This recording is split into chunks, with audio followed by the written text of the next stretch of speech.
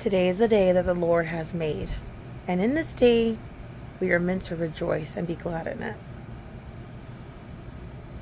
Seems easy, right? The words seem easy, but really in real life, can we do that? Can we rejoice and be glad in a day that's somewhat challenging, may have sadness, may have anger, may have darkness, may have light, may have all the blessings, may not have all the blessings, may not seem like there is a blessing? Can we rejoice and be glad in it? When you have God, I've learned of the blessings of life and also of the not so blessings of life, that even when I feel in my own personal life that there would be no more light, there would only be darkness, I thought at one point in my life. But God showed me through those dark times, through those challenging times, that it was all I needed was Him.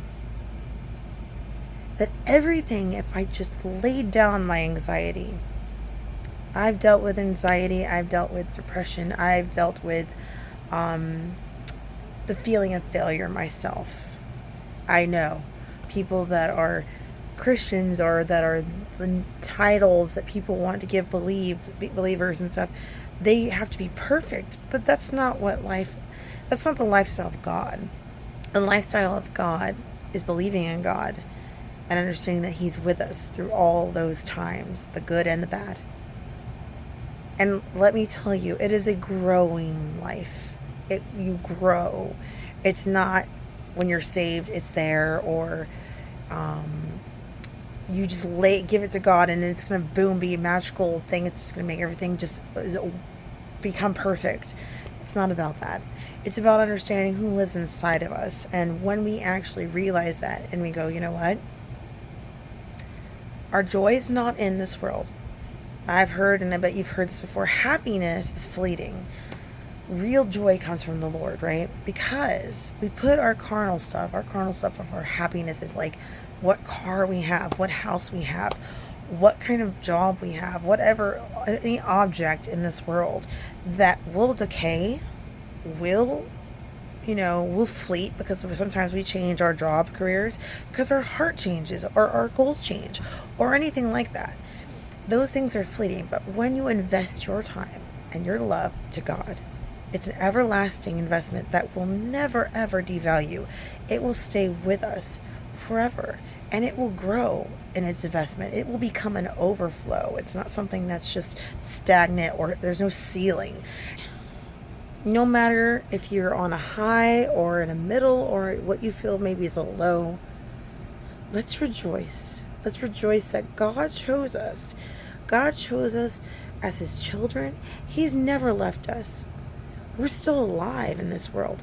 We may be going through some troubling times, or we may be going on some blessings, or we may feel like we're like in a place of waiting, which is, I've read this book. I've just started reading this book, and it's awesome. Let me tell you, it's talking about waiting, and it's making me look at the perception of how I look at waiting. Waiting is not a bad thing. When you feel like you're at this place of like you're not completely moving forward, but you're not moving backwards, but you're just standing still, that's an awesome way, because you get to live in that moment of understanding what's around you, what you've learned, what you are learning now. God is preparing you. God is giving you a time of preparation and of restoration. So let's today, I'm coming with you guys together.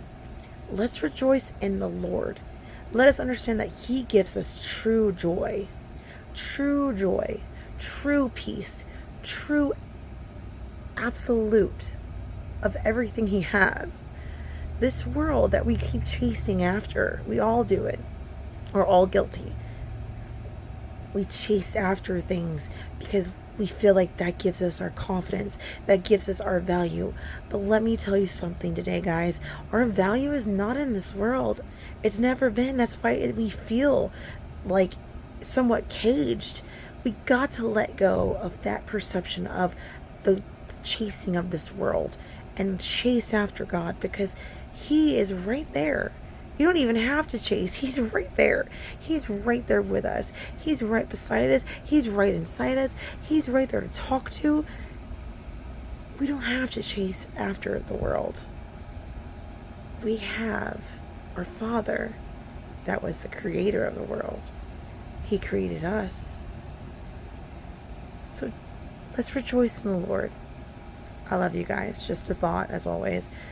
But remember, spiritual encounter with God will birth your destiny in God. I love you guys.